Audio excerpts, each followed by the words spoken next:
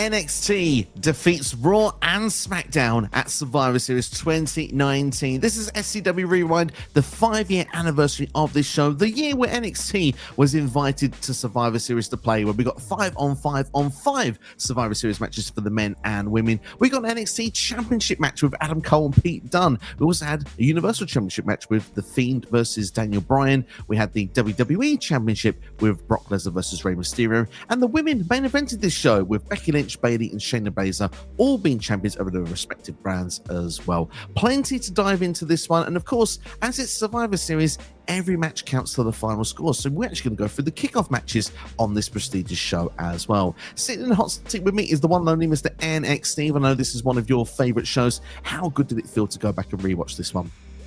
Oh, dude, I mean, I sit there and cry and I go, I wish they really could do this every year.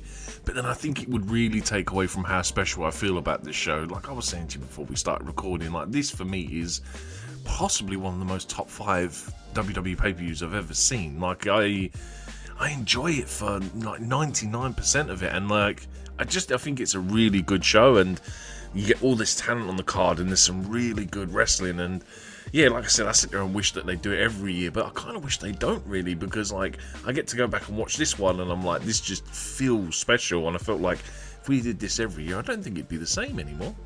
No, I don't think it would be. I think that obviously now we've had 5 years pass. I suppose you could always look back and go, that was the first. You always remember your first after all. But at the same time, when it comes to stuff, like you say, it is unique and special for its time period. Obviously, NXT had just hit network TV at the time as well. Really emphasized in the video package as well, this hype of NXT, what it's become, and it's built itself from the ground up.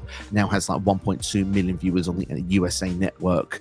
You know, how the fact it's just broken barriers. Now it's invaded Raw and SmackDown. It's almost a challenge, you know, Raw, SmackDown, we're hungry. What have you got?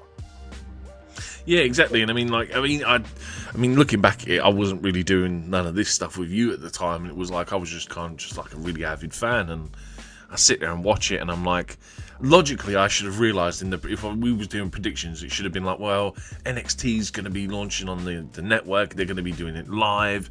I really would have sat there and thought, you know what, NXT's probably going to win this if I was doing it logically. But back then I was like, I've got a really bad feeling NXT are just going to get shown up here. And I was like, I'm glad like it didn't end up like that, because obviously me being the fanboy that I am of the black and gold era, this just works out perfectly for me. Absolutely. I remember, though, back at the time period, how I was feeling about it. And I've got to be honest with you, SmackDown had just started its 5-year deal with Fox, obviously the $1 billion deal that they'd done. So I was like, look, they've got Roman Reigns on the show, SmackDown's on Fox, SmackDown's going to clean sweep this show.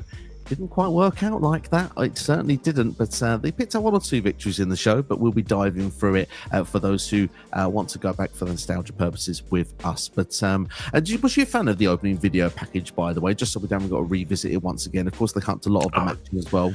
Yeah, dude. I mean, like, just in general, the hype of it, and like it felt, again, this plays into your nostalgia, like if you're as old as yourself and me, that we remember the invasion angle with WCW, ECW, WWF back in the day, and it just brings back a lot of that stuff, and the way that they did this build in general, and then they, like I said, they used the package to really emphasize what they'd done, and Triple H being sort of the forefront for NXT, and it just really felt nostalgic and really felt like, oh man, it feels like the good old days, do you know what I mean? So it just really, like, it just does fantastically well to hype you up for this show.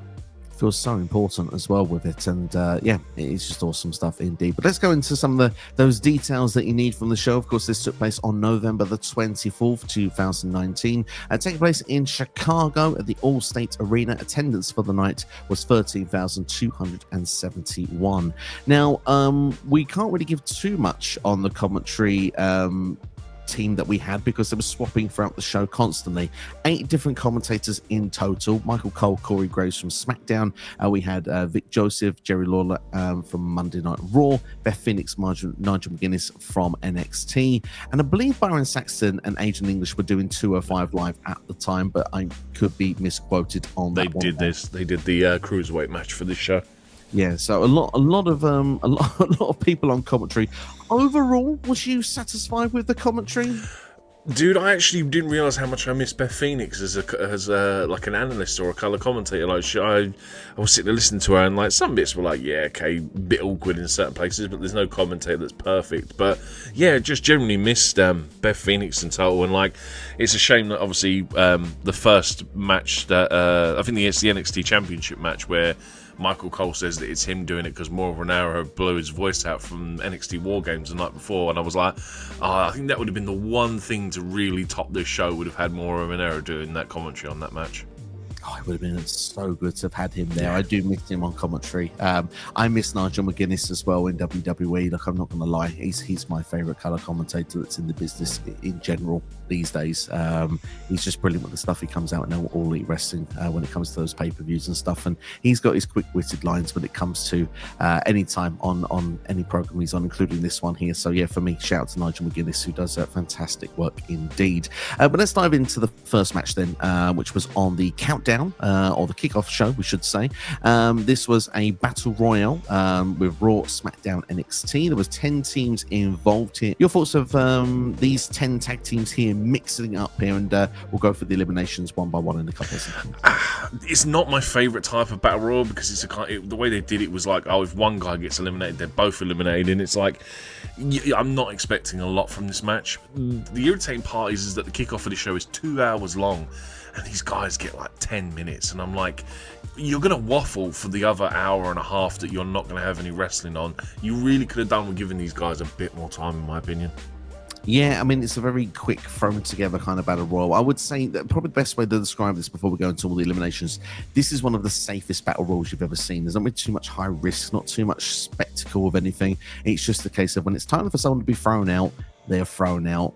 Odd. Yeah. Things slightly different to the last one, and then that's it. It's a standard, typical battle royal. There's nothing much more to it. But going through the elimination, this was very Andre the Giant Memorial Battle Royal type match.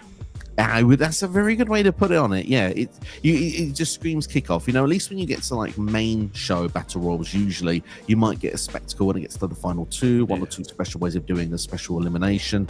Not in this one. Anyway, Steve Cutler, the first one thrown out from the Forgotten Sons, thrown about Lindsay Dorado, just simply thrown over the top rope after trying to throw one of the Lucha Boys out of there. Dorado then was thrown over the top rope by Ford. Montez Ford on the Street Profits was like a back body drop onto the Forgotten Sons on the floor. Hawkins went through the ropes, but then Zack Ryder was thrown over the top rope with a back body drop, was to also land on Hawkins on the floor. Marcel Bartel with the credit of that elimination. There was a double team by Imperium on the apron. Fabian Eichmann, who had already been thrown over the top rope, who was going to run to attack Dolph Ziggler, but Robert Roode met him on the way and hit him, sending him crashing to the floor. Otis went to do his famous caterpillar, but on the way up then was actually grabbed by both the Revival and the OC to be thrown over the top rope. Fandango, who was on the floor, tried to save Tyler Breeze. Revival sent him off the apron to the floor, and then after that we see a double drop kick from Ziggler and Robert Roode to the Revival, simply sending them over the top rope as well. Gallows goes over the top rope, but he manages to hold on, but then Dolph Ziggler super kicks him to the floor, and then we get our final two tag teams, which are the Street Profits against Dolph Ziggler and Robert Roode. They get a little bit of time, a little bit of nears here and there, but Montez Force hits his frog splash, but then Robert Roode immediately picks him off the ground and throws him over the top rope for Ziggler and Roode to get the win, as SmackDown kicks off the night with a W. Like we said, very safe battle royal, and at the time it kind of made sense that they won this because they were like aligned with Baron Corbin, or King Corbin I should say, who was going into a program with Roman Reigns, so it made them look strong at this point. And poor best in the world tag team Gallows and Anderson, crowned the month before, only bronze when it came to this show. Yeah, I mean, it kind of shows you the state that tag team division is in. Like, Ziggler and Roode, obviously, they got so much push when they were a tag team. I remember them actually being tag team champions as well at one point. Street Profits were obviously kind of in their sort of debut period of coming up to the main roster, so they're kind of like really hot favourites, hot babyface team.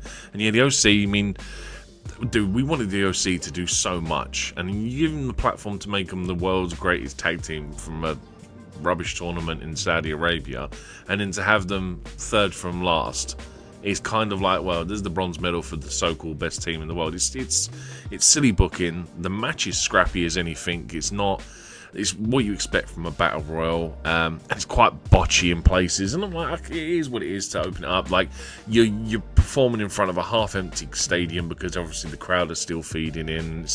It did what it needed to do to get a win on the card for SmackDown, and like I said, I think ultimately the best team probably did win it, but it was, like I said, it's just not a very good match at all.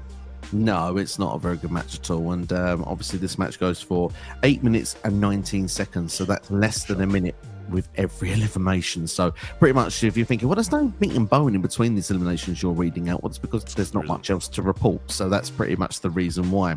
Dave Meltzer gives this a 1.5 star rating. Is that a fair rating in your reflection? It's the same rating I gave it, ironically. I thought it was a 1.5 star quality match, and it was less quality than an average TV match is for me. Fair play. I gave it a 2 star just because I thought it was just, like you say, I had it as TV quality. I thought this was kind of what you would see on a random SmackDown or Raw episode if you're going to be getting one of these things. So, yeah, not anything too exciting from us. But exciting for SmackDown, they pick up the first win on the show. Moving on then to Lio Rush versus Akira Tozawa versus Kalisto, NXT Cruiserweight Championship. Of course, Akira Tozawa, I believe, representing Monday Night Raw, and Kalisto representing SmackDown. Obviously, Lio Rush being the NXT Cruiserweight Champion, kind of self-explanatory. But yeah, going into this one then, fast-paced matches you would imagine, some fun spots on this one as well. Lio Rush doing a sort of a form of a Spanish fly, more or less like a double arm hook or arm drag if you want to both. Kalisto and Tozawa is probably my favorite spot of the match. We also saw Tozawa land a German suplex into a pinfall attempt. Kalisto breaks that pinfall attempt by stomping on Tozawa and then following through, careful with the language, to actually land a roll-up pin onto Lio Rush at the same time for a 2 attempt. Tozawa then actually goes for his top rope senton on Lio Rush. Kalisto breaks up the pin. Kalisto then hits the Selena Del Zo onto Tozawa, but then Lio Rush hits a frog splash from the top rope to pin and retain. Easy for me to say. Second match in the row of frog splash. It's not the last time I mentioned on this show. I think the frog splash is overdone on this show, but it is Lio Rush's finishing move, and it did feel like an appropriate way to end this particular match. Yeah, I mean, sound booking, keep the NXT branded championship on NXT kind of made sense. You knew it's almost like storytelling that he was going to retain this one. I thought it was okay for what it was, for the little time they were given. Lio Rush is obviously a special talent, and at that time he's another one of these guys that's kind of really breaking into the scene and trying to make a name for himself. And he was kind of like, to put him in with Tozawa and Kalisto, like, dude, it's an okay little match, and like I said, I think it was the time that it could have done with more, because I think it just felt like they were going at 100 miles an hour because of the short time they were given, but I did enjoy it. Yeah, I think it's an enjoyable match, to be honest, with these three. Like I said, I think certainly the second half of the match for me is when it starts to really stand out a bit more. We have a few sort of key moments to make mention of. Like I said, I really enjoyed the top rope effort. And I've got to give a shout to Kalisto as well with the unique way to break up a pin attempt to and then fall into a pin attempt of his own. So those two spots for me were really fun.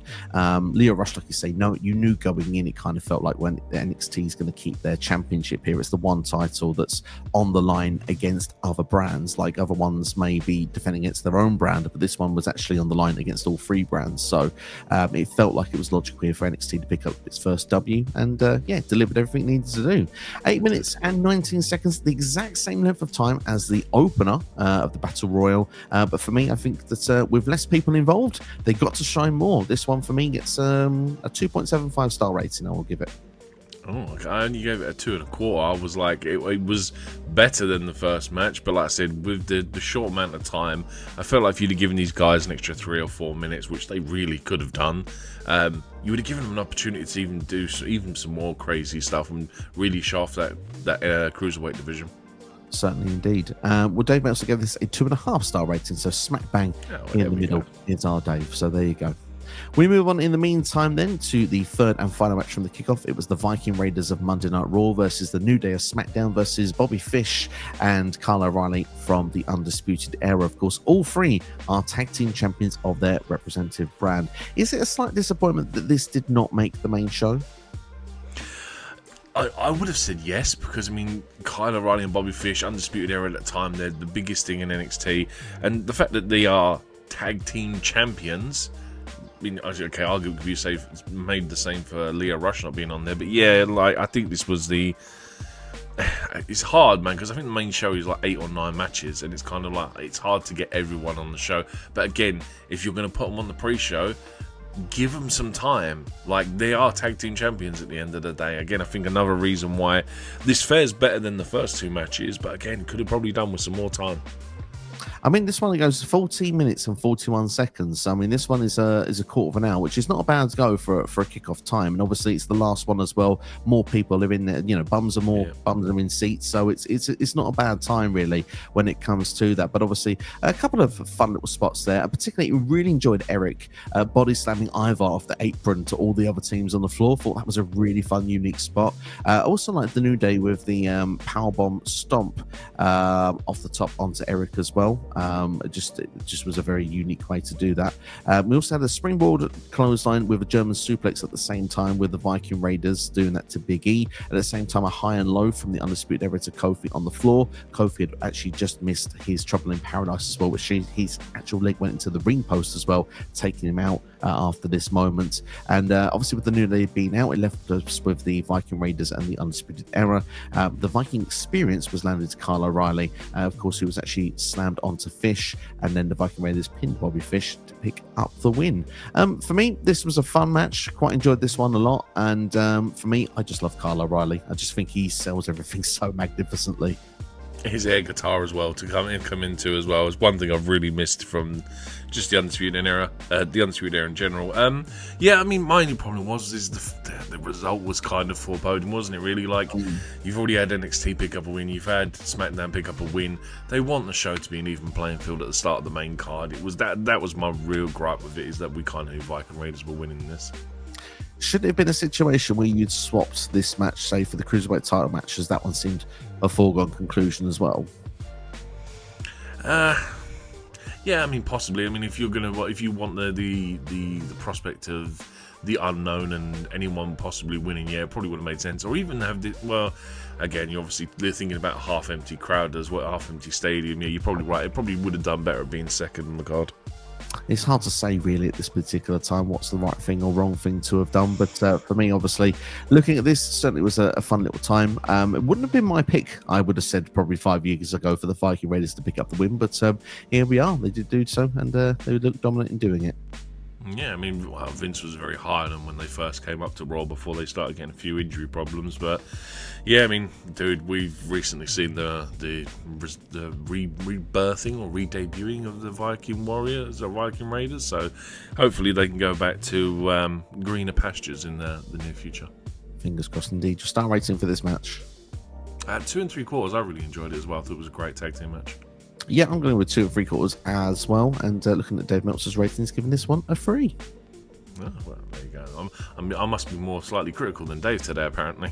Seems to be the case, but hey, we've got our reasons for it anyway. But we're going on to the main show now, ladies and gentlemen. So feel free to join in as we dive in to the traditional Survivor Series match, the 5-on-5-on-5. So Team Raw, Team SmackDown, Team NXT. So let's go through the team, shall we, before we start going through some of those eliminations. So on Team Raw, we've got Charlotte Flair, Natalya, the Kabuki Warriors, who are current Women's Tag Team Champions, and Sarah Logan. On Team SmackDown, we've got Sasha Banks, Carmella, Dana Brooke, Nikki Cross, and Lacey Evans. And for NXT, which had only announced their team 24 hours before the show, was Rhea Ripley, Candice LeRae, Io Shirai, Bianca Belair, and Toni Storm. One nitpick I had, and I've really thought this took a bit of energy away from both Survivor Series matches. I understand you can't have 15 entrances. Totally get all of that. But I did find that the actual Raw, SmackDown, NXT music to introduce the wrestlers was very flat, and it didn't really get any reaction from any of the crowd. Yeah, you should have done Team Captain music. It would have made more sense, wouldn't it? Because like you would have had Sasha Banks, you would have had Rhea Ripley's and Charlotte Flair's, and it's like it wouldn't have. Yeah, they're team captains. It's understandable that I would have done. I would agree. Like I didn't mind the AC/DC SmackDown one. I didn't mind. I believe it's Skillet that did Raw's one. It was the NXT one where I'm kind of like, I don't know who's singing this and I don't know what the song is. But dude, yeah, I'm the same as you. I'd have preferred Team Captain's entrance music. I just think, it's just like, are you ready for a good time? It's just like, Yeah, I am, but I wanted a bit more energy. You know, when Rhea Ripley's coming there, you know, you want a bit more of that screaming, the heavy metal. It's, I don't know, it's just it's The something dirtiness that NXT brings to the brand. You want that brutality music. exactly a bit more grit. You know what I mean? So yeah, it was lacking some of that sort of stuff when we saw all these different musics coming out. But anyway, we will go into the match itself, and again, eliminations, couple of key moments as well. And one of those key moments happened very early in the match. Obviously, it was kind of a breakdown. Everyone was hitting finishing moves to all different people in the ring. I think Io took a spear, for example, from Charlotte Flair. Both Io and Candice both got hurt early in the match. Now, one thing that should be of note to all NXT wrestlers, they'd had a takeover the night before this show, and some of them had competed in War Games, and these two were two of them that had done so, so much that they were hurt that they needed to be taken to the back. Unsure at that time if they were being eliminated or they would return, but they were taken to the back. So very early on, NXT went down 2 people, and it seemed to be 5 versus 5 versus 3. But Nikki Cross was rolled up by Bianca Belair with her feet on the ropes, and Rhea Ripley holding them as well, as NXT seemed to be the heels in this scenario.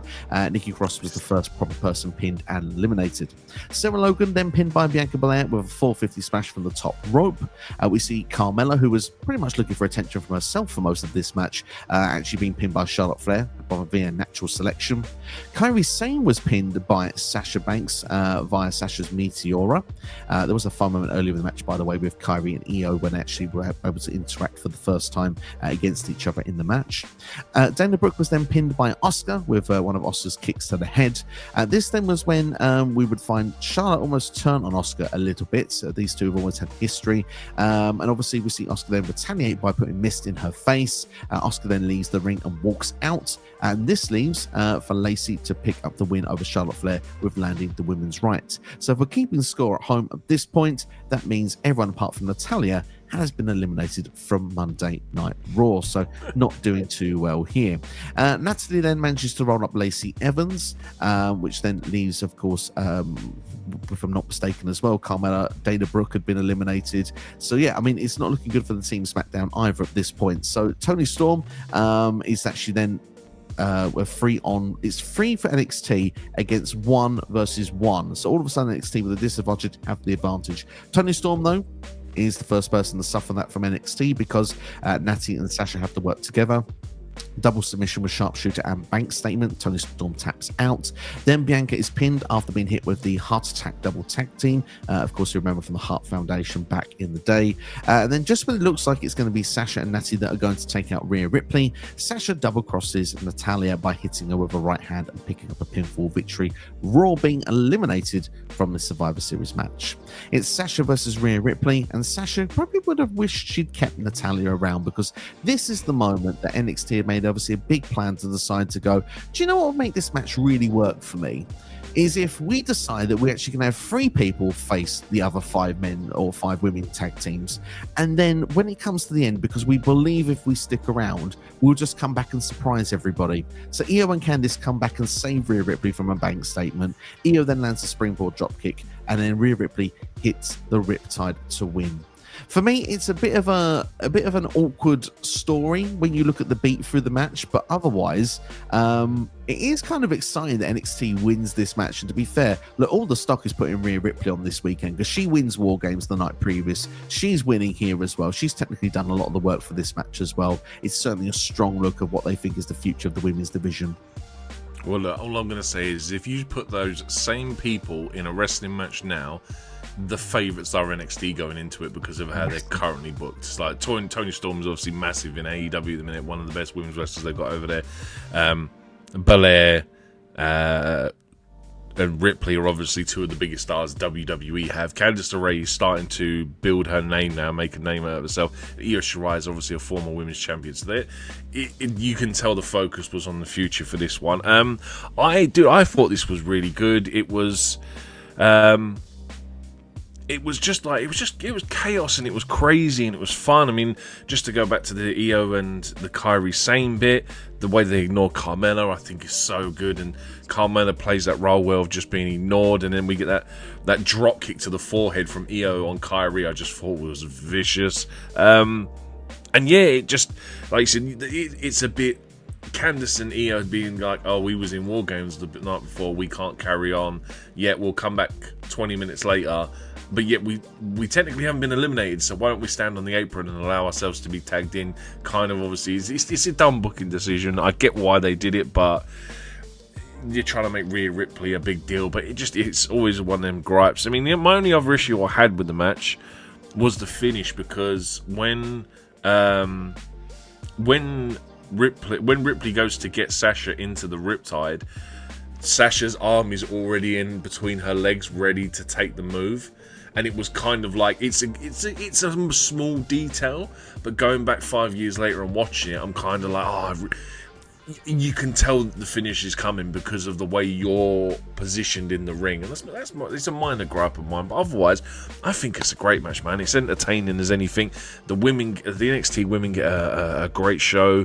Sarah Logan, of all people, as well, gets a great show before she's eliminated. Like, I'm sitting there halfway through my notes composing, and I'm like, wow, Sarah Logan's actually getting some decent time, some decent offense. So, do you know what I mean? It's just one of them ones that I wasn't. Like, you sit there and look at the other teams and you're like, well, NXT really shouldn't win this, but then they walk away with a dub in the first match on the main card, and you're like, oh, hang on a minute, we could be on for a really special night here. Yeah, and that's the thing. Special night is certainly there. I remember watching this show, and I had a nitpick with the fact that NXT won the opening match. Not because of the fact that they won, it's just the fact that they had gone through War Games the night before. I thought it undersold War Games, if you know what I mean. Like, when you go for a structure like that, it's then you go and beat the best of Raw and SmackDown the next night. But 5 years later, in hindsight, you look at the names on paper and you look and say, well, I mean, they would go and do that, wouldn't they? It's like doing the premium live event on the Saturday or the Sunday. You go to Monday Night Raw, and then all of a sudden you've won the tag team match that you're involved in. You get breaks in that tag team match. So there was an alternative viewpoint from this 5 years later to look and see. And like you say, hindsight is a wonderful thing, because they are literally looking at the future. And I mean, Bianca has such a strong showing, eliminating a couple of people in that match, and like you say, with so many former women's champions or current champions on that NXT lineup. And obviously, Raw and SmackDown have decent teams, but you can just see that the women's division has gone up different levels in the last number of years. So yeah, for me, I think this is a fun opening match. I think it's strong. I think it's the weaker of the two Survivor Series matches. I will say that, but I think that's just simply because there's so much stories going on in the other match that goes on later in the evening. Naturally, you have more of the night to also digest some of those stories that can build them up to them, where this one is the first match on the show. You're here to just make an instant impact. But I like this one. I think it's decent. What was the star rating for you on this one? I went with a 3. Like I said, I had a couple of gripes with a couple of issues, but overall, generally, I really enjoyed it and just thought it was a solid, entertaining match. I shared your view of a 3-star rating as well. I would say that I think that this match, what would have made it slightly higher rating for me, would have been, I think, the pacing of the match. I think that there was a few start-stop moments, and I think particularly, it looked awkward when Io and Candice were on the floor. I think a lot of people didn't know how to react and stuff, and I think that there was just a few moments in the match where I thought to myself, it's a bit slow here. Like, it didn't have the flow that it could have done. However, I think the match is still decent. I think a lot of people execute everything, and I just, as a personal gripe, look, we know the man that was booking this show, but clearly NXT were not the heels on this night. They were the ones that everyone was cheering for. So we don't have to worry about that sort of stuff in 2024. Yeah, I mean, there was a small note. There's a small gripe with this match, the men's one as well, is the crowd start randomly chanting for CM Punk. And I don't understand that, because the crowd are into the match, but yet at points during both these matches, they start chanting for CM Punk, and I was like, I don't understand where. Do you know what I mean? Where that is? Do you know what I mean? What's made that happen? Like, it's not like you're watching a rubbish match that's boring, or Vince is in the ring talking. It's like all of a sudden, I know it's Chicago, and like obviously it's famous, but like that was the only 2 times in the night I heard it, and it was both during 2 of like the most entertaining matches of the night. Well, 2 of like I said, out of all the matches, 2 of like 3 or 4 really entertaining matches. You answered your own question by saying it's Chicago. Yeah. They always do it in Chicago. I heard it in the main event as well, which we'll get to later as well. They chanted something else in the main event as well, we'll keep that as a little cliffhanger for you later in the show. But to go with the timestamp of this match, I'm going to need just a little bit of detour to read this. 27 minutes 52 seconds is what I've got written here, and also Dave Meltzer rated this one a 2 3/4 star rating match, so slightly lower than us. I love the way we're kind of on par with Dave today. Normally we're kind of like, sometimes one of us is normally like astronomical. Normally me is way off the Dave Meltzer scale, but we seem to be on par today. We do seem to be on par so far. There's always time, though, for that to change.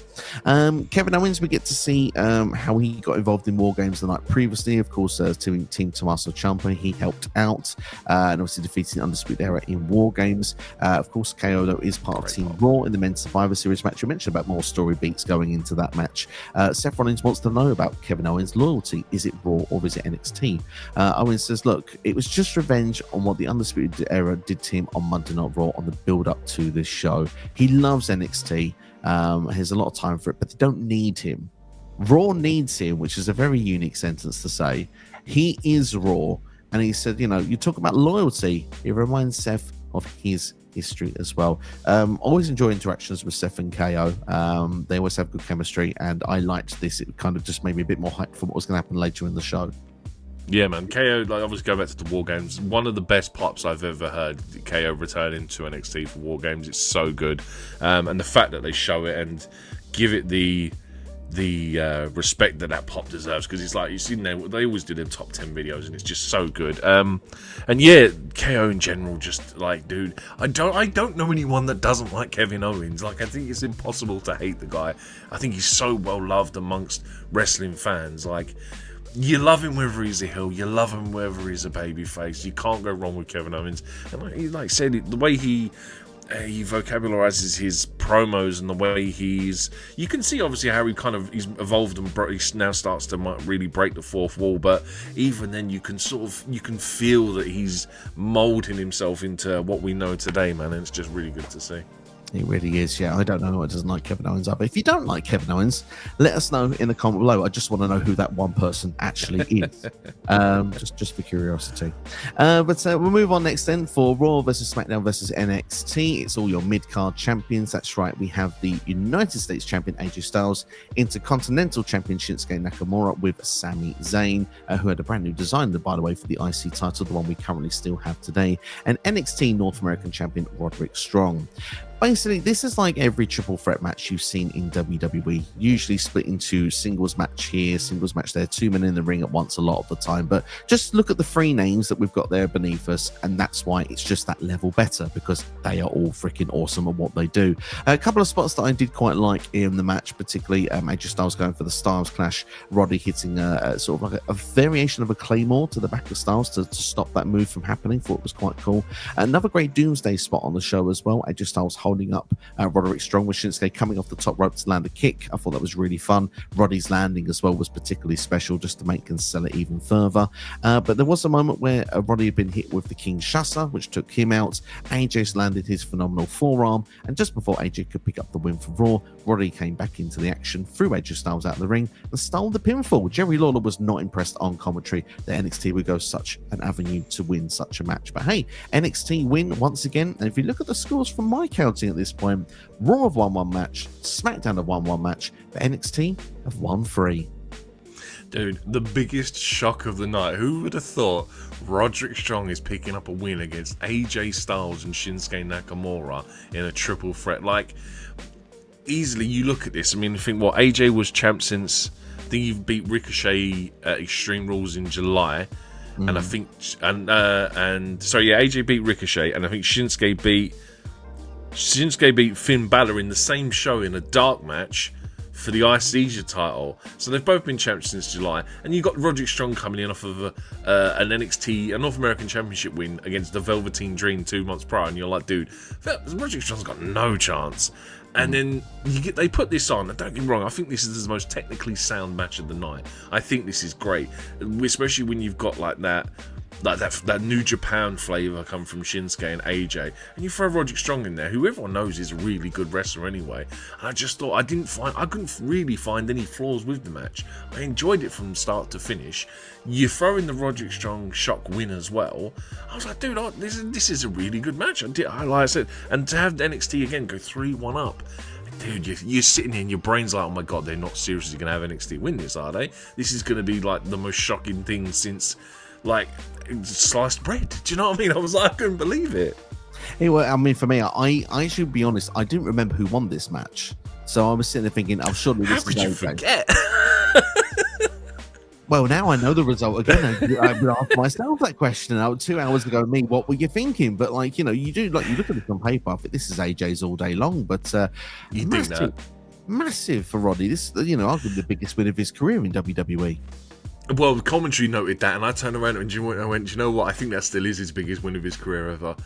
Beating two former decorated IWGP champions, world champions across the world, and he beats them in a triple threat. And I think I've not seen Roderick Strong win a match of like such high prestige since. So it probably is his biggest win to date. But the problem I have with this is right before the IC title goes into non-existence.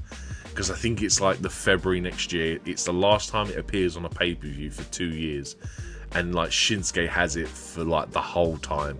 And Shinsuke doesn't make a single pay-per-view appearance. And it was kind of like, if only we'd have known and like been known what was going to happen with then. And it's like, it's a shame because Shinsuke is like a really good wrestler. Obviously Vince doesn't like guys that don't really translate well if they can't really speak English too good. But yeah, like, it's a shame that obviously that goes on to happen. But I said, just a shock in general for Roderick Strong to win that is just amazing. Absolutely, yeah. I agree, by the way. It's a shame the IC title takes a bit of a dip, and obviously with the pandemic coming as well, the only saving grace from that, I think Sami Zayn wins the IC title just before the pandemic hits, but then he's not around for a while. So when he does come back, obviously you do get that killer. I think it's a three-way at Clash of the Champions, Sami Zayn, AJ Styles, Jeff Hardy ladder match, which is just... it's absolutely amazing. If there was only a crowd with that as well, I mean, it's a 5-star match even without people. It's something certainly would like to revisit on the channel one day. But last point I'll just quickly make, as we mentioned how big it was for Roddy Strong. Obviously, Undisputed Era are involved all route throughout this show, and it was something I was going to ask after the Adam Cole match, but I'll ask you here, since Roddy Strong won against main roster talent, is it a shame we never got Undisputed Era on the main roster of WWE? How far could they have gone? Dude, 100%. I mean... don't get me wrong, they were flawed. Bobby Fish had a tendency to be injured, which is why I think they brought Roderick Strong into the fold. And it just so happened to work out that their logo was also the same as CFO $, who used to make their music, which I thought was crazy. But yeah, it was... dude, I reckon they would have been massive. The only problem is you would have had Vince McMahon booking them. And I think that in itself is probably the reason why Adam Cole left before joining main roster. And... I'd like to think that one day he will go back and we will get Adam Cole again. Unfortunately, I just don't think we'll ever get Undisputed Era. And it's a shame because, yeah, Kyle O'Reilly, his air guitars will be missed. His selling will be missed. And you never know. We might get some form of it in the future. Maybe we get, maybe O'Reilly and Cole back at some point and they kind of rebrand it and they do like an Undisputed Era 2.0. But, I mean... with Vince's booking, I don't think they would have achieved the levels they did in NXT, and I'm kind of glad that it's left that way because, do you know what I mean? They have that golden period where they are the greatest faction in NXT, probably in WWE for that whole time period. Like, there's no one else that dominates like they do, and like just leave it in NXT, I think is. Like I said, I'm not sad at it. It's more a case of I'm glad that it happened more than glad that it didn't. Do you know what I mean? Absolutely. It's better as a what if than it failing and being completely disappointed. Agreed. Absolutely. Yeah. Well, I'd say I agree with that 100%, by the way, because like you say, Vince booking, I don't think it would have worked. And like you say, injuries today with all the members just doesn't seem to make it connect for them, unfortunately. But even when they've tried it in AEW. But we move on in the meantime anyway. We gave the star ratings for this match, didn't we? With Roddy Strong. No, I gave it 3.5. 3.5. That's a very strong rating. I for me 3.25. Let's see what Dave's got to say. I thought it was the most technically sound match of the night. Like, I thought it was like for to have 3 guys in there, and I couldn't find the flaw with it. I thought it was really good. Absolutely not. Dave's give this a 3.5 star rating, and this was 16 minutes and 44 seconds. We move backstage then to The Miz talking to Daniel Bryan, says that you need to put the Fiend away. Pretty much Daniel Bryan just tells him to get out of his face at this point. More of this actually comes to explanation a bit later when we get the video package. But Mamma Mia, it's time for the NXT Championship match. Adam Cole versus Pete Dunne. This is possibly one of my 2 top favorite matches of the show, I won't lie. Just NXT Championship, you know what you're getting. 2 great in-ring performers doing the singles match. It's just awesome, right? Both men are kicking out of each other's finishers halfway through. Obviously, the last shot of Adam Cole, the bitter end of Pete Dunne. Pete Dunne then gets super kicked when attempting a moonsault off the top rope. I think that's the moment the fans, even main roster fans, get proper into this as well. Yes, agreed. It's very like Adam Cole Ricochet-esque the way that they do it. Dunne lands a suplex into a sit-down powerbomb, which lands for a 2 count. Then Pete Dunne is hit on the apron with a Panama Sunrise. That's the hardest part of the ring, people, if you weren't keeping score. It was awesome. Dunne then just beats the count into the ring, or the count of 10 before that, and then he gets super kicked for his trouble, but it's a 2 count from Adam Cole. Adam Cole then tries to stop Pete Dunne getting back his mouthpiece to put into his mouth. Pete Dunne then actually manages to get hold of the hand of Adam Cole and break the fingers. Dunne then goes for the bitter end, but it's reversed into the Panama Sunrise. Beautiful way that that's executed, by the way. Adam Cole then hits the last shot to pick up the win, and the whole UE are celebrating with Adam Cole on the entranceway. This match for me, what more can I say? It's just brilliant. There's just not more. It's NXT TakeOver on WWE main roster show, and at that time period, that's exactly everything I loved about professional wrestling presented on a main roster show. And I just said to myself, when I watched that, I want to see more of that, and I want to see that each and every time. Dude, it's the biggest gripe for me is the crowd are not into it, and I'm like, I was so angry. And obviously it takes that spot for Dunne to hit, so for Dunne to hit the moonsault, Ricochet, Adam Cole to hit that super kick as he's halfway through the rotation. Obviously, we'd seen it before with Ricochet, but obviously bringing that to a mainstream audience who, like, you imagine most of them have probably never seen it before, because obviously NXT is very like, I don't really watch that, it's the developmental brand, don't need for it. And then all of a sudden, boom, you're right, the crowd just got so into this, and dude, it's just fantastic. I mean, this is what you live and breathe for with NXT, with these kind of matches. I mean, I think this is Dunne's actual main roster debut as well, because I think before that he'd only had a Rumble appearance, which obviously it's a Royal Rumble, so you don't really get to showcase a lot. But yeah, him doing that, obviously we just had Adam Cole versus Daniel Bryan a few weeks prior on SmackDown, which was fantastic in itself. And it was like, I don't know how you haven't got enough hype from that match alone to be prepared for this. And yeah, dude, just generally a great match, and just like everything you said was great. The way Cole even super kicks his mouth guard out when you just see Pete Dunne crawling for it, and then that leads to the finger break. And there's so much like just the way that the match flow in itself is just so well done in this. And man, I absolutely love this. And dude, I'm always going to pop hard for a Panama Sunrise, whether it be on an apron or whether it be a reversal from a bitter end. Absolutely, yeah, superb. Just because we're in 2024, it's 5 years later. We are currently in an era where the pile driver has been used for the first time on WTV in a while in a meaningful way, in a powerful storyline with Kevin Owens and Randy Orton. We have a situation where a lot of people were shocked and surprised that the pile driver was brought back. Some people talk about the execution of that pile driver as well. But with a Panama Sunrise, or aka a Canadian destroyer, we see on a frequent weekly basis on all wrestling programming, including WWE. Is there much difference to a pile driver to a Panama Sunrise? And if so, what makes the Panama Sunrise less dangerous than the pile driver, in your opinion? So for me, the thing with the pile driver is that the Panama Sunrise, the pile driver is solely reliant on one person, and that's the person performing the move. Whereas a Panama Sunrise is you're relying on both superstars to be able to perform the move. So they both have to be, do you know what I mean? They both have to be aware of what's happening during the process of doing it. So they're both almost prepared for, because the guy that's taking a pile driver doesn't know when the guy's going to drop. So he doesn't know when to brace. Whereas with the Panama Sunrise, it's a team effort to perform it. And to be more than anything, the Panama Sunrise, you're kind of landing more on your back than you are anything else. If anything, with the head being between the legs as the rotation is done, is more than just a protection, because it's never very often, it's very rarely we ever see a Panama Sunrise land like a pile driver does. It more than not just tends to be a rotation and a slam almost. So I feel in general it's meant to be as devastating as a pile driver, but it's a very much more protected move in terms of your opponent being protected who's taking the move. I think you answered that really well. That answered my question superbly. Thank you very much. Yeah. Some people think we rehearsed that. We haven't. Your star rating for Adam Cole versus Pete Dunne for the NXT Championship. 4 stars, man. I mean, I was like, I could have given it 5, but I was like, I think without crowd engagement, and you're like, it's down to the wrestlers to get themselves over. I think that was the one thing that was lacking. Plus, also, I don't remember much of the build. There wasn't a video package to go with it. So essentially, this is just 2 guys putting on a really good match. So I went with 4 stars for me.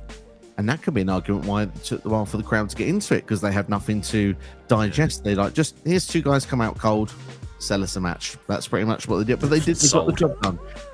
Sold. I'll have that. But I'll have 2, please. I agree with you. 4 stars for me as well. Thought this was a fantastic match and probably one of my top 2 favorites on the show. We're gonna see which one it'll be as we go through. But this one for a time that we're given 14 minutes 4 seconds. I think that's pretty decent. And Dave Meltzer has given this match a 4.25 star rating. Big Dave, very happy with this one. Love it. Yeah, you can't blame him, man. It's great. Absolutely, certainly is indeed. Right then, well, I'll tell you what, we see Team SmackDown backstage. Obviously, Baron Corbin, or King Corbin, he's the king after all, King of the Ring, is the team captain. But there's not a lot of agreement on the captain role. It feels like Roman Reigns is seen at least by Mustafa Ali and Chad Gable. I refuse to call him Shorty G. So I was waiting for you to do it because I was going to be like, can't say it, man. Every time I was writing notes down and I was Shorty, I can't do it, man. It's horrible. I wrote Gable. I kept it at Gable. Yeah, there we go. You know what I mean? Or just G, because we're on Shorty. Yeah, there's no shorty in this conversation, but very, very short. The segment was actually shorter than us actually moaning about the Shorty G name. We'll come more onto that later on. But we do get to go to The Fiend versus Daniel Bryan for the WWE Universal Championship, and we do get a video package for this one, and thank goodness we do, because this one makes me understand this story a hell of a lot more, and it actually comes into fruition when we see the match also. So The Fiend, of course, has become champion, winning the title at Crown Jewel, then decides to attack Daniel Bryan backstage at Raw with a mandible claw, maybe it's SmackDown, not sure which one.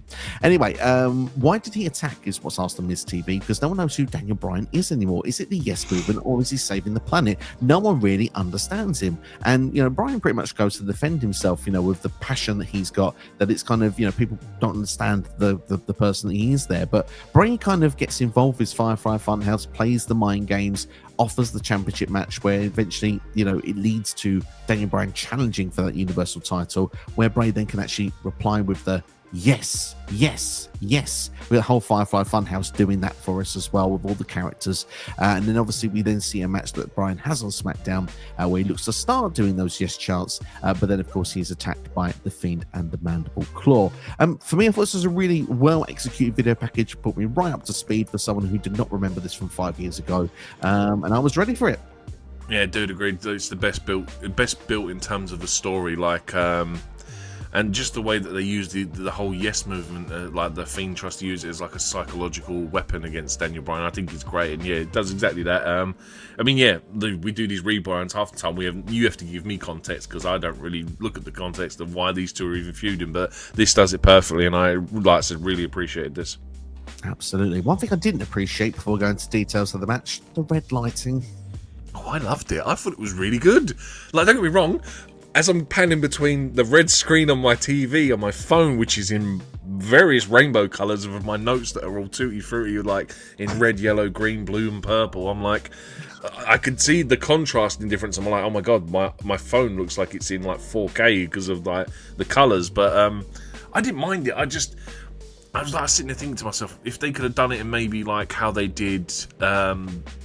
I know everyone hates it, but the pitch black match that Bray has against LA Knight, the black lights with the body paint, like I think it would have been more easier on the eyes, but I didn't mind the red.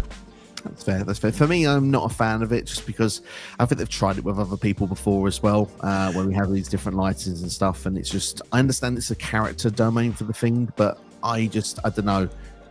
It can be also it made me sleepy. I do have one problem with it actually, in the crowd is really silent through periods of this, and for this to be really dark and ominous, and all of a sudden I can just hear, "Hey Bray, get him back in the ring, get him back in the ring." I'm like, ref, shut up, man. What are you doing? You are completely ruining like the ambience of this match and how this is supposed to be dark and evil and sinister, and all I can hear is, "Oh, get him back in the ring, or I'm going to count you out." Shut up, man. Just hold your count, ref. You know, you're the one who control the pace of that count. You can let us complain about you. It's fine. You know what you need to do, part of the position. So I totally agree with that. Fiend is dominating this match, especially from early going. Obviously, he's got the control of the lights, and he's got control of the match as well. But Brian does make a save, do a dive through the ropes, but he's caught by the Fiend in the Sister Abigail position. Thought it was a really fun, unique way that he caught him. But Brian does escape and throws the Fiend into the ring post. Actually has to dive off the top turnbuckle to the floor as well. It was really unique, yeah. Yeah, there was very awkward ways. You have to jump over the post to do it as well, so it's very well done.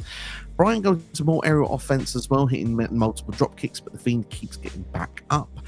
We see then Brian actually going for the yes kicks, leaning into that yes movement, and the Fiend finally goes down. Brian goes for a running knee, hits it, only gets a 2 count. The Fiend rises again, and of course, unstoppable is the Fiend, isn't it? Brian tries that knee again, but he runs into a mandible claw and eventually passes out and gets pinned to the mat. Not the longest match these two have ever had, probably one of their shorter matches, to be honest. And on this show, I thought it was actually perfectly sizable because this match continues, or feud continues, I think, all the way to the Royal Rumble. So for me, this was perfectly sizable, digestible. I liked it. Yeah, I mean, I think this is the first match these two have for the world title, and I'm like, I enjoyed it. If they were like, if you're going to do this as a series, this is a perfect opening match for these guys to have. Like I said, I enjoyed the presentation, the way that, say, Bray nose sells the yes kicks, and it's almost like hulking out, and it was like, I thought I was enjoying that, and I was kind of like, and then to get to the point where he actually, no, he's not going to get back up again. I just thought it's well constructed, and then the way the finishing itself as well, the way that Brian's going to go for that running knee, and Bray just locks in that mandible claw, and he's running at like 40 miles an hour. Like, he's running quicker than Bron Breakker can do during a spear, but he just locks in, goes down, and taps him out. And I'm like, this is great. This was a quality little match, and it done what it did for the story in terms of where they're planning on going next with it. So yeah, I thought this was, like I said, perfect story beat one to move on to what they were. I think they did Fiend versus Miz at TLC because Miz is sort of in between with all this, as we've seen like backstage on this show with Miz TV with Brian. So Miz then gets the December show, and then I think we revisit Brian at the Royal Rumble in 2020, the same show that Drew, of course, winning the Rumble as well. But unfortunately, he loses it in February to Goldberg. Yeah, I wasn't going to mention that part. But yeah, that does happen. It does happen. Star rating for Fiend versus Daniel Bryan. At 3.5. Oh, I said really enjoyed it, dude. Yeah, I think that's a really fair rating. I'm going to give it though 3.25. Just perfectly digestible. But it's story more than in-ring action, and this story worked for me. And I think that's what needs to be said here. And less than 10 minutes as well, so not as long to get your story in. 9 minutes 58 seconds, and to give Meltzer's rating 3.5 star. So yeah, that's two so far tonight. Let's see if I can get any more. Absolutely, it might not be the last. Let's see how we go. We get a Rey Mysterio interview with Sarah, I believe Shirai is her full name. She's been with the company longer than I realised. I was like, you're there then? I thought she was quite new. Same with Alicia Taylor, by the way. she's NXT, I think, at the time. Sarah Schroeder or whatever I believe her name is. Yeah, I think she's like there. Yeah. She's in developmental as well, working her way up to the main roster. Absolutely. But same with Alicia Taylor. I'm like, you've been in the company 5 years. Like, where's the time gone? Do you know what I mean? Yeah. Like, it's unbelievable. But credit to him. Great to see him on these shows as well. We give the shouts outs where we see them. So yeah, brilliant stuff. But yeah, Rey Mysterio anyway has an interview, and it says that we're going to see a new Rey Mysterio who would do things that he wouldn't have done previously, and that Brock wouldn't have expected him to done. He's evolved because of his love for his son Dominic, and he hopes that his son is watching as he's holding a lead pipe. Is this a case of being a bad father and influencing Dirty Dom for the future? I thought that the whole time. I was like, look at his deadbeat dad trying to poorly. Like, now we know where Dom went wrong all that time ago. Do you know what I mean? But yeah, it's not the greatest Rey Mysterio promo. But you know what? I was more shocked by the fact that I think I looked at it and it was 15 days shy of being 16 years since Rey Mysterio last fought Brock Lesnar. Like, if you go on Pro Fight DB, it's literally, I think it's about 15 days shy of 16 years to the day. And I was like, how do you go for a whole wrestling like career and you only face that one guy once? Like, they don't even cross in rumbles, nothing.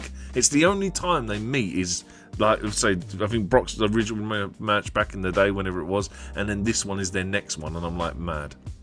It's mental, isn't it? But as you said earlier on, don't be upset that it's so few. Be happy that it happened in this case, because one of my matches I always wanted to see was Rey Mysterio versus Triple H. There's only one place you'll ever see it, in the Royal Rumble match of 2006. They never had a singles match against one another on a program on WTV. And for me, for that reason, I consider it a dream match, because I really wanted to see that for a while, and then they kept being put on opposite shows in the draft, so never happened.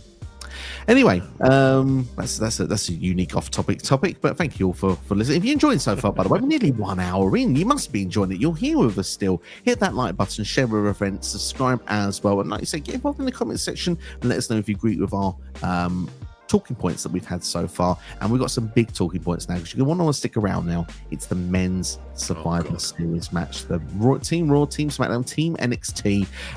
Let's go through the teams together then. For Team Raw, we've got Seth Rollins, no freaking at this point, Randy Orton, Ricochet, Drew McIntyre, and Kevin Owens. That's a strong team, by the way. Team SmackDown has got the captain, of course, of King Corbin. We've got Roman Reigns, Braun Strowman, Mustafa Ali, who of course is from Chicago, and Trey Cable. Shorty G. I'll say it. I'll say it once. How did he recover from that gimmick? And then Team NXT, Tommaso Ciampa, Matt Riddle, Keith Lee, Damian Priest, and Walter. NXT UK champion, and of course is now better known as the Ring General Gunther.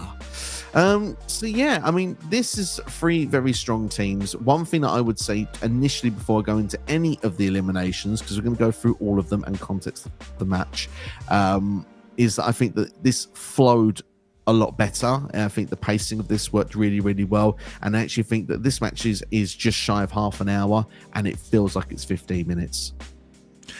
Dude, I mean, if you don't mind, can I do the playthrough? Can I do the play-by-play for this one? Because my notes, there's so much time to break this down, right? And I was like, this is how much I actually really enjoyed this match, because it was just absolutely insane, and it was like so well constructed, and like, I don't think this misses a beat anywhere. Like, at no point, like you said with the first one, with this bit stop-start, we don't get that at all with this one.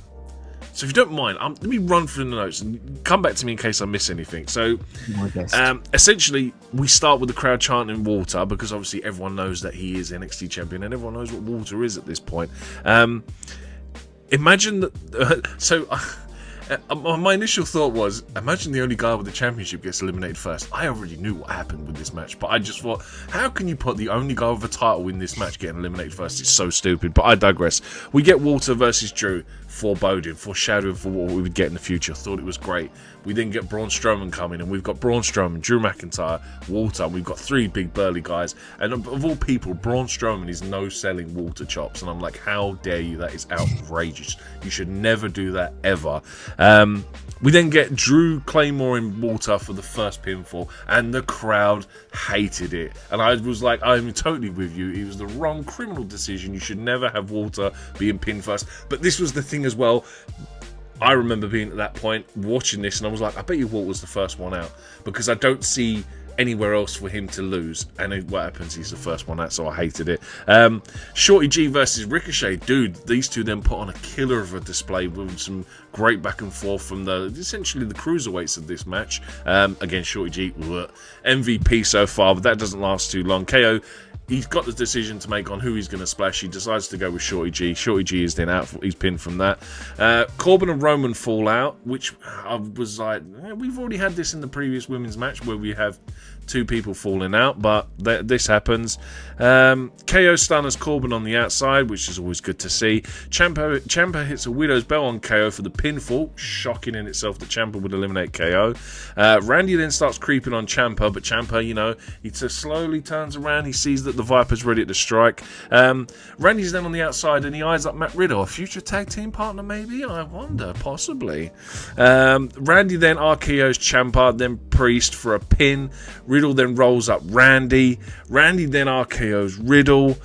Corbin then pins Riddle. Keith Lee is in with Strowman, and they bask in his glory as they should do, because it was fantastic. Strowman then goes choo-choo for the first time round and takes out a couple of guys before he then attempts it the second time. He is then met with crossbody in Keith Lee and then is counted out, which I thought was the dumbest elimination you could possibly do. But again, I suppose it protects him, because it's like, how are you supposed to pin essentially the biggest guy in the match? So yeah, Strowman is this point out for a 10 count. Corbin hits the end of day on ricochets, which is beautiful as always. Seth finally gets in at this point. Ali's getting Mustafa Ali then comes at this point as well. Ali's getting the hometown pop, as he should do, but we all know what happens with the hometown hero. They're always going to lose. Baron now starts a fight with Ali. Seth hits a stomp on Ali for the pin. Roman spears Drew for the pin. Roman then counters a fairy tale ending into a Superman punch. Corbin tags himself in to receive a Superman punch and a spear for his trouble from Roman, before Ciampa then decides to pin Corbin as a result of this. Seth and Roman then try to powerbomb Ciampa for a table a la Shield style. Ciampa hits Project Ciampa for a 2 on Seth, which is great. Reigns then Superman punches and Seth stomps Ciampa for that pinfall, so Ciampa is now out. The crowd then bask in Keith Lee's glory as he's the last man standing for Team NXT, as they should do. Rollins hits a frog splash for a 2 on Keith Lee, which is great. Seth tees up a stomp, only for Keith Lee to hit a jackhammer for the pin, which is just, again, great in itself. Reigns hits 2 Superman punches for a 2 count on Keith Lee. The crowd goes insane for that to kick out. Roman tees up a spear. Keith Lee then hits the most beautiful spirit bomb you will ever see on Roman Reigns in your life for a 2 count. Crowd loses its nut because they think that NXT is about to win this match. Roman then hits him with a spear for a win. Lee then tries for a moonsault because of the kick out. He unfortunately misses. Roman hits the spear because Roman is that guy, and he wins. Team SmackDown picks up the win, but then at the after it all, Roman is in awe and he must bask in Keith Lee's glory, and it is fantastic. I'm going to let you do this more often. No, definitely not. There's too much notes. You save me a lot of work there on that one. No, I mean, to be fair, you hit a lot of the major points there of what happened in the match. I think that, firstly, Walter, clearly a Vince McMahon decision, let's be honest. He took one look at Walter. 100%. He took one look at Walter and went, nah, I'm sorry. There's too much meat on the bone for me there. He's going that quickly. Read the room, man. Literally, you not obviously take any note of what happens outside of what you're booking. Clearly not. And we know the answer's no, by the way. And he probably, even if he did, the answer was, I'm going to piss everybody off. Imagine what would have happened if Vince was still in charge when Gunther come up. Imagine where that guy would have been. Yeah. Probably AEW by now. Yeah. Genuinely. I think Shorty G would have joined him, to be fair. To be honest, this match, like I said, the pacing of it's really, really good. I like the way that a lot of the beats go from afterwards. I like the decision KO has to make with regards to that frog splash. Is he going to hit the NXT guy? Is it going to be the SmackDown guy? Goes to the SmackDown guy because it just needs that seed of doubt. They should have kept Kevin Owens longer in the match, as a minor critique, I will say, just because of the fact that him and Seth have the backstage altercation about it, but nothing in the ring. I think just would have been nice, just that little bit of story note. But hey, it's still very, very good. NXT again looking very strong towards the end of the match, and obviously this time that's when Roman and Seth go, hang on, we've done this dance before. Look, we're both outnumbered here. It's 1 versus 1 versus 2. Let's team up here for this moment, and it works to their advantage this time, obviously because of the fact that NXT don't get the win in the end. Not though that it helps Seth in any case, because Seth, obviously Team Raw has a disastrous night. He feels responsible and ends up turning into heel and turning into a messiah. But yeah, Keith Lee, everything that I needed, basking his glory. We all certainly were on that night. That probably was his, you would say it's his coming out party in WWE. Everyone knew who he was and wanted him on the main roster by that point, which led to the Royal Rumble moment with Brock Lesnar. Ooh, big boy. So which was so good. Yeah, amazing. And obviously, yeah, we got caught up later in the year, and of course that's when, again, he's no longer booked by Triple H, but still, yeah, great stuff. This is an amazing match. I think with Braun Strowman as well, he was hit with a Claymore as well, so I think he had a double thing, but I agree with the count out would have been. I might have missed that. I think the counter now, I get why they did it, but I would have preferred a pinfall as well. But again, it's a minor nitpick. But the referee on that Superman punch, I mean, honestly, he counted 3. Everyone thought he did. Corey Graves was adamant it was 3. It's 2.99999, isn't it? Let's be fair. But yeah, I mean, look, you've said all the notes, so don't need me to repeat them. This is a brilliant match from start to finish, nearly half an hour long, and it felt like it was half of the time. This one for me, 4.5 star. I went 4.25. Like I said, there's the Braun Strowman nitpick, and then Walter getting eliminated first, and do you know what I mean? There's pros and cons, but I enjoyed this, man. It was so much fun, and like I said, that when you talk about this show, the first thing that comes to my head is that Keith Lee Spirit Bomb. That power bomb is so good. Like the way that he slams, and the fact that Roman bounces back up and onto the shoulders for the pinfall, it looks fantastic. And the crowd at that point are absolutely losing their nut. And I was exactly the same at that point, man. It's so good. It's like, if you was to wipe my memory of this show, my brain would still remember that powerbomb. It was that good. Yeah, absolutely. I mean, the thing is, there was a split second, a brief moment you actually sit and think, Keith Lee's going to win that. He's beat the biggest star in the company. That's the point. Yeah. And then you remember it's the biggest star in the company. And to be fair, it takes two to tango. Roman sells that superbly as well as taking it. So, as well as it being executed by Keith Lee, Roman's job in it is fantastic as well. Yeah, I agree. The only reason it's not a 5-star for me, I agree. There's odd little nitpicks of just story beats here, but I've knocked half a star off because you don't eliminate Walter in 3 minutes. You just don't do it.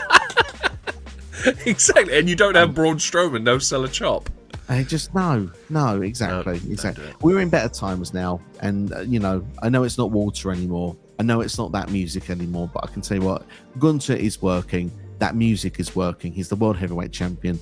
Life is good. It's fine. He is down as the longest reigning UK champion. He's down as the longest reigning intercontinental champion. I think he's doing all right. If he'd been booked under Vince McMahon, he would have won a hot dog eating contest. That's all he would have done. So I'm pleased that he's been in the hands of Triple H and Triple H alone. Let's go into Dave Meltzer's rating. Then first off, match is 29 minutes 46 seconds, and Meltzer has given this a 4.25 star rating. I'm on for 3. Whoop whoop. You've got 2 more matches to go. Let's see if you will match them. I'm bound to forget them, but I have actually just seen what the other ones are quickly now. But I'll probably will forget. We move on into a Becky Lynch promo, which is basically on Shayna Baszler and Bayley. She knows that Baszler is a machine, and she didn't want to hurt Bayley, but Bayley crossed that line by attacking her on one of the shows building up.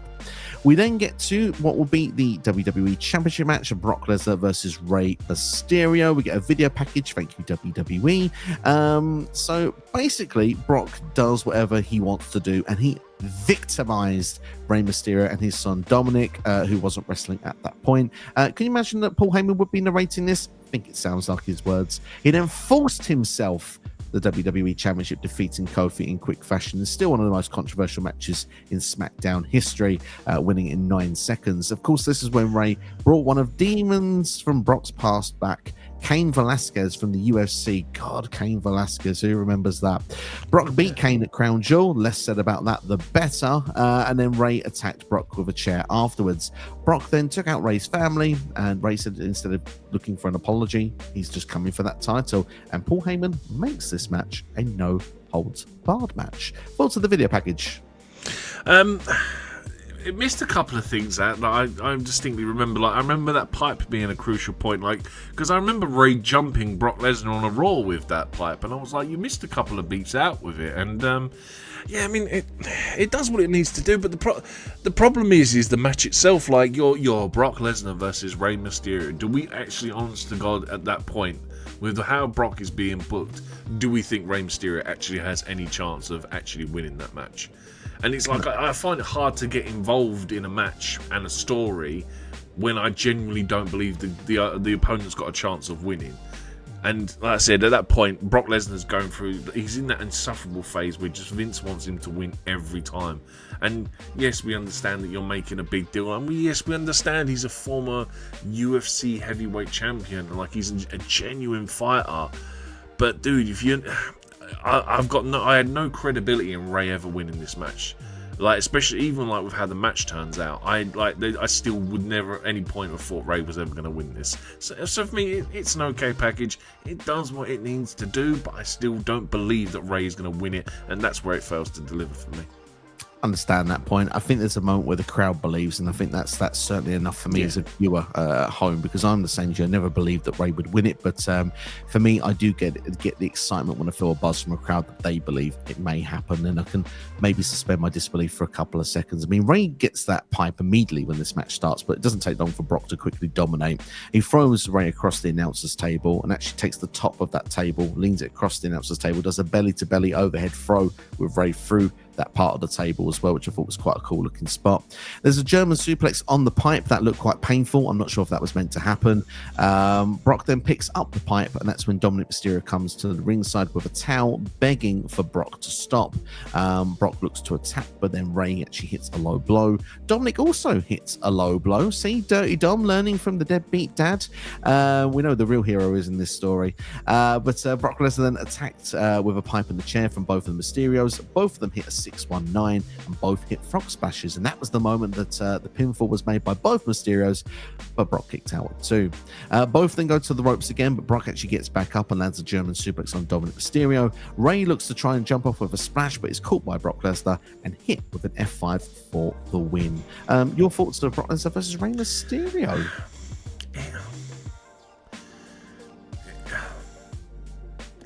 It's Vince trying to get Brock on the card, essentially. It's an okay match. It's good that it gives you that slight glimmer of hope, where they obviously essentially double team the hell out of him to try and pick up this win, and they go for the 2-man pin, and they still can't get it. But then for Brock just to get up and essentially basically near enough no-sell the offense, and then just hit a German suplex, hit one F5 and win. Well, he is Rey Mysterio. He is a tiny guy. One F5 kind of works, I suppose. But yeah, it's okay. It's just, do you know what it is? It's a typical Brock Lesnar match. And the fact that it's someone of Rey Mysterio's stature who isn't the biggest guy, it's just kind of the same thing that we'd gone through that whole period of time. I didn't mind it. I think this is better than a normal TV match. I mean, like I said, you give him that slight glimmer of hope that Rey might actually win it. It raises its level slightly a little bit, but otherwise it's just a normal Brock Lesnar match for me.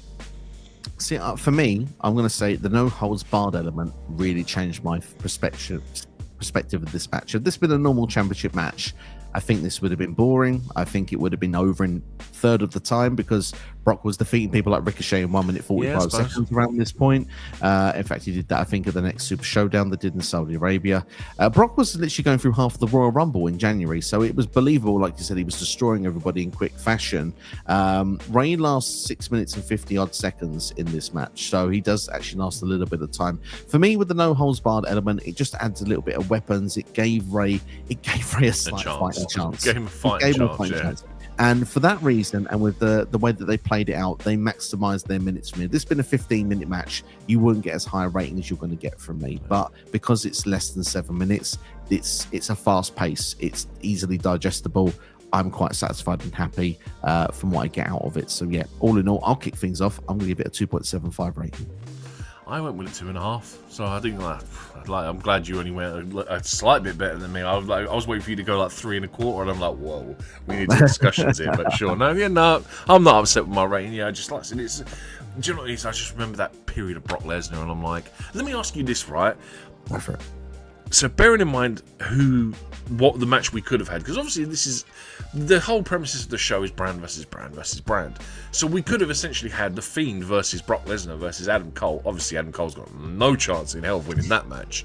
But if you'd have gone back to previous champions, we could have had Kofi versus Adam Cole versus Seth Rollins.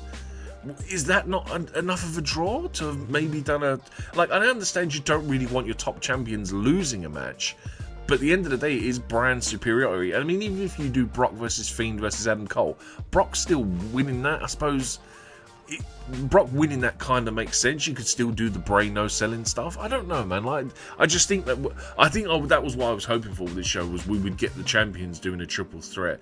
And the fact that it was Brock and the Fiend, it was kind of never going to happen. But like I said, you could have had Kofi, Seth, and Adam Cole, and I think that would have been equally just as good. For me, when I look at this in hindsight, 5 years later, I think they did the right thing with the matches that they booked, because it's 3 championship matches. They all came out victorious. They all looked strong because they all meant to look strong at that time. Adam Cole was on verge of becoming longest reigning NXT champion if he hadn't already. Fiend had just won the title after, let's be honest, a disastrous rivalry with Seth Rollins that almost killed the Hell in a Cell, the Fiend gimmick, and Seth Rollins as a babyface in one fell swoop. They needed to have a home run with the next feud he was going to do. So I think Daniel Bryan was certainly the next placeholder that worked. Unfortunately, then followed it with Goldberg. Brock Lesnar was going to be that guy that, like we said, was going to go through the Royal Rumble and everybody until he met his match with Drew McIntyre. As much as I would have liked to have seen Brock and Fiend in hindsight, once it became the 3 brands and Adam Cole was there as well, it's just who takes who's pinning Adam Cole basically is in the match. Essentially, yeah. And I presume Triple H don't want Cole getting pinned either. No, and the dynamic of the match didn't work for me, and someone looked weak. We've always the mid-card champions, there's someone stronger in the show. With the women's champions as well, we're going to come on to that match in a minute. I'm not sure the chemistry would work with Lesnar, Fiend, and Cole. That's controversially what I will say, and I think that the 3 matches we got instead actually worked a lot better, so I'm happy with what we got. But what would you have thought about Kingston, Seth, Cole? Because obviously those 2 were previous champions. That match would have been more of a worked with chemistry, would have been fun. I think as well, Seth and Kofi had wrestled straight after Kofi had won the title at WrestleMania as well. So I think that they had something they could have revisited. It's an open playing field who wins the match, I think. The only thing I would say is that if you're telling me who has the bigger star power name, is it Lesnar and the Fiend, or is it Seth and Kofi? Yeah, obviously, yeah. That's not the popular answer though, especially around that time period. No one was happy that Kofi dropped the title to Brock, and to be fair, within bloody good reason to as well. There are a number. But that's what I'm saying. If you look at that period where you've got Kofi, who had Kofi Mania, and he is the WWE champion, and he is just he's on a level he's never been at before. And you've got Seth, who ultimately is like the Shawn Michaels of the modern day era, who's running around as Universal Champion. And then you have Adam Cole, who's this a hot indie star that's come in and has taken NXT by storm. His faction's the most dominant faction at the time. You telling me those 3 couldn't have drawn numbers, man? The whole point of this was brand versus brand versus brand. And to have 3 champions, I think don't get me wrong, I like the matches that we got. But I just thought the idea of having 3 top champions go against each other, dude, you could have even done a screwy finish. I'd have been content with that, I suppose. It's just, yeah. I mean, like I said, once the Fiend and Brock get them titles, you just kind of knew it was never going to happen. And like I said, to get those 3, I just think would have been, at that time and their hype, would have been so special. Yeah, it certainly would have been. I mean, the thing is, the match would have been good. The show was sold off Raw versus SmackDown versus NXT. You could have put any match you wanted on the show. It wouldn't have mattered. But I do still think in hindsight, I think it's the right move that they've made. But in a fantasy booking world, who wins the match then? Brock, Fiend, or Adam Cole for the first match? It depends who's booking it, dude. Because if Vince is booking this, it's Brock all day long. Brock's not losing. And then the problem is you've then got like Adam. Don't get me wrong, Adam Cole's a great wrestler, but he's kind of on the same boat as Rey Mysterio when it comes to Brock Lesnar. He's got no realistic chance. Bray would have. He'd have a shot at winning it because, you know, spooky bollocks and all that stuff that we normally love. Like, if he'd have done the same stuff he'd done in the match with Daniel Bryan where he hulks out, kind of no-sells some of Brock's offense, I'd have been okay with that. But ultimately Brock Lesnar still wins. I think The Fiend wins. I think Fiend was the one that gets involved with Cole. I just think Brock's not involved in the decision. But they probably find a screwy way to protect the other champion, whether it's, say it was Mysterio that was rivaling with Brock Lesnar to go for TLC. They just find him away with Mysterio or whatever, and Mysterio's attack Lesnar and do the finish of the match. If they had it on Kofi, Seth, and Adam Cole, I would go Adam Cole. I would have gone Adam Cole. I think, but Adam Cole winning that is a massive deal. Like, especially obviously with again, the TV deal plays into that, but Kofi has been champions obviously since like Mania. Like he's had his time, he's had his peak. His peak has been and gone with the championship. Seth is Seth. Seth's going to come back and win multiple world championships, but Adam Cole is like the up and comer. So yeah, I thought Cole would have won that if it was those three. I would have thought so as well. So, did we do the star ratings for Brock and Rhea? I believe we did. No, we didn't. I gave 2.5. Oh, we did. Yeah, you gave 2 3/4. Yeah, we did. Yeah, sorry. 2 3/4, and Meltzer gave 2.5 as well. So we did do it. That's good. That's good. We're retracing our steps, but we're making sure that Meltzer gave it 2.5 as well. That's 4 for me. I know. You and Dave are on the same page on this show. On the same page, which is good to see. Makes a surprising shock. Well, let's go to the main event, shall we? This match obviously is Raw versus SmackDown versus NXT. So Raw's out of the running, but can help NXT win. So Becky Lynch is for Raw, Bayley is for SmackDown. And if SmackDown wins, they can tie the show. And Corey Graves was still hyped though that SmackDown would win Survivor Series if Bayley won this match, but whatever. And Shayna Baszler, of course, for NXT can consolidate, actually confirm victory in the most dominant fashion possible. We have a video package with the ladies here. Obviously, Becky and Shayna seem to have more focus on one another other than Bayley. Shayna said that she'll keep an eye on Becky and which one of her limbs she'll keep an eye on Bayley, and she'll be breaking one of Becky's limbs. Bayley attacks Shayna Baszler, saying that you don't right to keep an eye on me, but it's all about me for the first time, and different variations of them dominating each other en route to Survivor Series. It was a very sort of generic, vanilla video package, if you ask me, which is a shame since this is the main event of this show, and I'm really pleased it was the main event of this show because obviously it's become the norm at this point that the women were main eventing shows. They actually main event TLC as well, but yeah, Becky just come off main event in Mania that year as well. Yeah, I'm just surprised. It's funny you mentioned that as well because for some reason a lot of people say that main event of WrestleMania didn't really hit, and this match just didn't hit for me either. It seems to be half of the pace, especially when we've had those 2 quick matches we've had before. But I don't know, it seems very slow paced, this match. 20 minutes and not a lot going on. I only have 2 notes of the match, if I'm being honest. Obviously, the CM Punk chance is one thing that I will mention. There was boring chants being made as well, which is something. Yeah, I didn't like that. But there's only 2 matches from the notes from the actual match, and that's that Baszler powerbombs Becky on the announcer's table. That takes Becky out. And then obviously Bayley attempts to hit an elbow drop on Shayna Baszler in the ring, and Baszler catches that elbow, turns it into a Karakuda clutch, which is her finishing move, and Bayley eventually taps out. Obviously, Becky then, as an aftermath, I've got 1 note because of the fact we're building Becky Lynch versus Shayna Baszler for WrestleMania next year. Becky attacks Baszler after the match and hitting a leg drop and putting her through the announcer's table, but that's after this match has already finished. I feel really bad in saying this, but this was a bit of a dud for me, and I was really looking forward to it. Yeah, I was the same, dude. I mean, you got Baszler, who's she's been champ for, I think you said nearly 400 days at that point. Yeah. Becky's just come off being double champ from Mania. Bayley, to be fair, she's a bit of a third wheel in this match for me. Like, I know it's meant to be champ versus champ versus champ, but they really built Baszler versus Becky, and it was kind of like Bayley's just in here almost to take the pinfall. And I mean, looking at it, I was like, okay, well, logically, I'm sitting there going, well, Shayna's not going to win. There's no way NXT are going to win this outright, so Bayley's probably going to win this. They're going to have this tie. I mean, even if Bayley doesn't win, honestly, Shayna was third in my eyes because Becky will win. Then it'll be Raw and SmackDown on an even playing field, and NXT scraping through with one extra in. And like I said, having Shayna win it, I thought Shayna winning was great.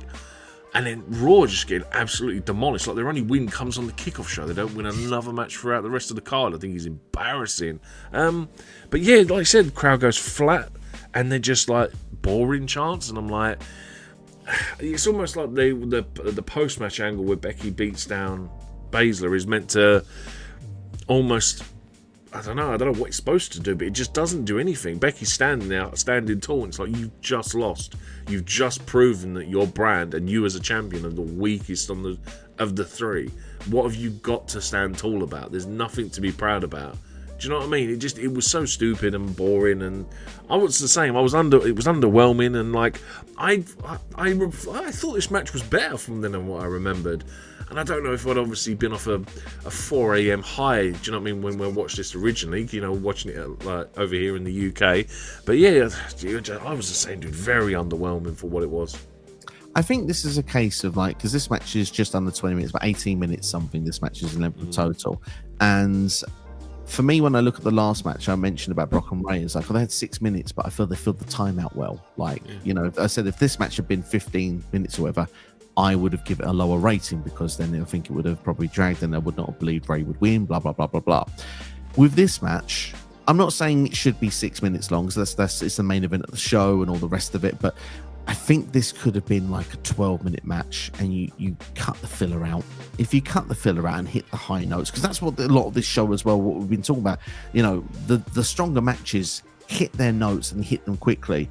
These three ladies were given 20 minutes and not much to work with. Of what whoever produced the match for me, I think probably didn't give good enough instructions of how to really, let's go and finish this show on the highest of highs that it can. But the important note of the whole thing, the most important beat, is the fact that, look, Shayna Baszler does win it, which, like you say, I think gets still the pop and the reaction that the crowd wants, because everyone realizes, hang on, NXT have won here, and they haven't just won. They've dominated this show. Raw's won 1, SmackDown's won 2, NXT's won 4. Like, it's almost as strong as it can be. Obviously, with NXT now, with its TV debut, the Stars of the Future, like, everything is so positive looking at that you almost overlook the fact that this match it isn't as good as maybe some might remember.